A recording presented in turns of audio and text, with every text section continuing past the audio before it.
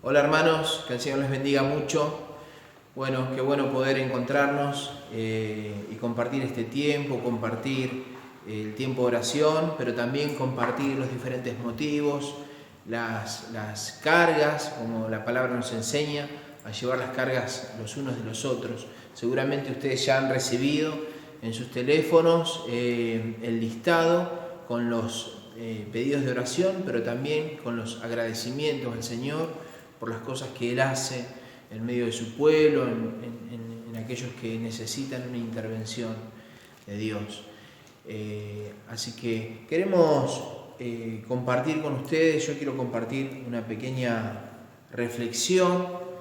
Justo en este tiempo se empezó a leer en el grupo de lectura de la iglesia, empezamos a leer Job y yo sé que para muchos es un libro que aman y que muchas veces lo leen. A otros por ahí les resulta medio pesado, pero yo esta vuelta empecé a usar una versión para la lectura del libro de Job, que es la Reina Valera contemporánea. ¿Sí? Algunos recomiendan también la NBI, Nueva Versión Internacional, que tiene un texto más claro, más fluido y donde podemos entender un poco mejor algunas expresiones de todo lo que vivió Job. Pero yo quería compartir con ustedes en sus casas y con ustedes que están acá también un texto que está ahí en el capítulo 2 de Job, versículo 11, ¿sí? Versículos 11 al 13, dice así: Job tenía 3 amigos de lugares diferentes. Elifaz era de Temán, Bildad era de Sulah y Sofar era de Naamat. Cuando ellos se enteraron de la tragedia de su amigo, se pusieron de acuerdo para ir a visitarlo y consolarlo. Cuando ya estaban cerca, como a la distancia, no pudieron reconocerlo. Se pusieron a llorar, rasgaron sus mantos y en señal de dolor se echaron ceniza sobre la cabeza. Luego se sentaron en el suelo junto a Job y así estuvieron 7 días con sus noches, sin que ninguno de ellos se atreviera a decir algo, pues veían que era muy grande su dolor. Y a mí hay algunas cositas que me llamaron mucho la atención de esta situación y de este texto, ¿no? Dice acá la palabra que Job tenía 3 amigos de lugares diferentes. Y hay una versión que dice que Job tenía 3 amigos de lugares lejanos. Y esta situación me hizo acordar a que a veces nosotros tenemos amigos que no están en nuestra fe, que no comparten nuestra fe en el Señor, ¿no? Y espiritualmente también están lejos de nosotros. Nosotros que hemos tomado la decisión de seguir al Señor, nosotros que le buscamos día a día, nosotros que nos juntamos para orar, nos esforzamos por permanecer cerca del Señor. Pero hay personas que están lejos de Dios. Y yo me quedé pensando, ¿no?, en esta reunión y en la actitud que tuvieron estos amigos y en la actitud que tenemos que tener nosotros. En la actitud que tuvieron estos amigos de Job, que estaban lejos, pero dejaron lo que estaban haciendo, dejaron sus familias, dejaron sus campos, quizás sus empresas, ¿no?, sus trabajos, y viajaron para ir a ver a su amigo que estaba viviendo una situación terrible. yo pensaba, ¿cuál es el espíritu que se mueve en nuestra vida, en nuestro corazón, cuando nos enteramos que un amigo, un vecino, alguien que quizás está lejos de Dios, pero está viviendo una situación de dolor, una situación de tristeza, una situación de necesidad, ¿no? Y me quedé pensando en esto, que nosotros como Iglesia de Jesucristo, nosotros como la familia de Dios, aquellos que nos juntamos, hoy somos poquitos, y comenzamos esta reunión mencionando esto, ¿no? Lo más importante es que se cumple lo que Jesús enseñó. Donde están 2 o 3, allí está el Señor, ¿no? Y me quedé pensando en esto, que nosotros podamos tener la actitud que tuvieron los amigos de Job. Dejar, ¿no? Dejar lo que estaban haciendo, dejar aquello que quizás era parte de sus compromisos, para ir a ver, ¿no?, a este amigo que estaba en terrible situación dolorosa de pérdida y de enfermedad, ¿no? Porque todo lo que vivió Job, bueno, lo podemos leer allí en los primeros 2 capítulos, ¿no? Pero me quedé pensando en esto. Dice que los amigos vinieron de un lugar lejos, de diferentes lugares. ¿Y saben qué? A veces nosotros pensamos en nuestros vecinos, en nuestros amigos, en aquellas personas que nos piden que estemos orando, ¿no?, que quizás son personas que están lejos de Dios. Pero qué importante que es que nosotros podamos imitar la actitud, ¿no?, y pedirle al Señor que nos dé el espíritu, ¿sí?, y el corazón que tenían los amigos de Job. Dice acá el versículo 12, que cuando ya estaban cerca, como a la distancia no pudieron reconocerlo, se pusieron a llorar y rasgaron sus mantos, y en señal de dolor se echaron ceniza sobre su cabeza.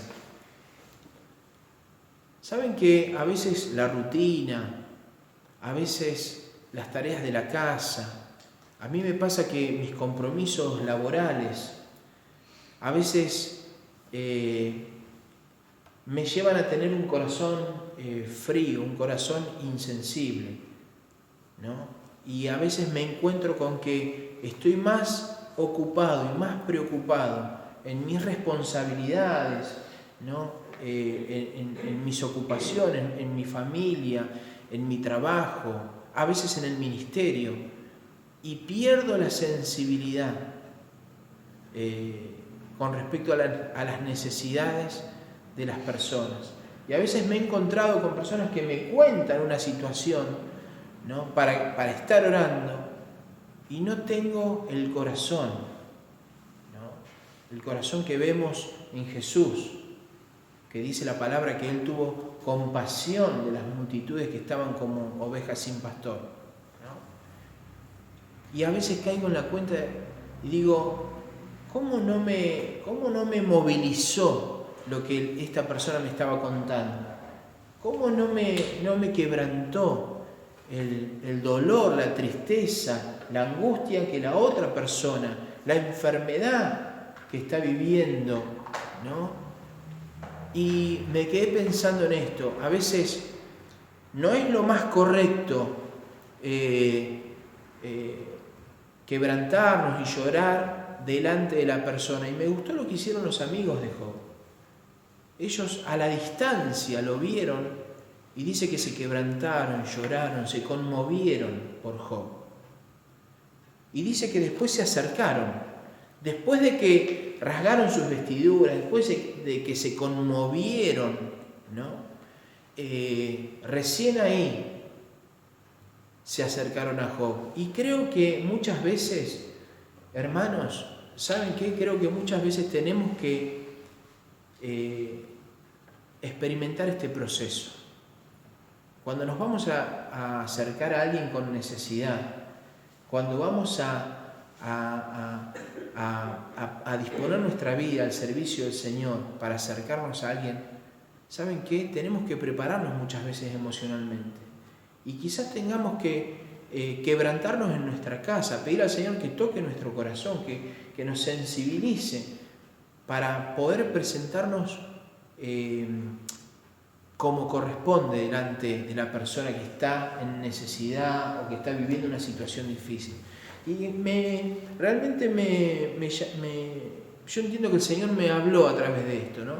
De que esto tiene que ser, esta palabra tiene que hacer docencia en nosotros, nos tiene que enseñar cómo atender a las necesidades de los demás.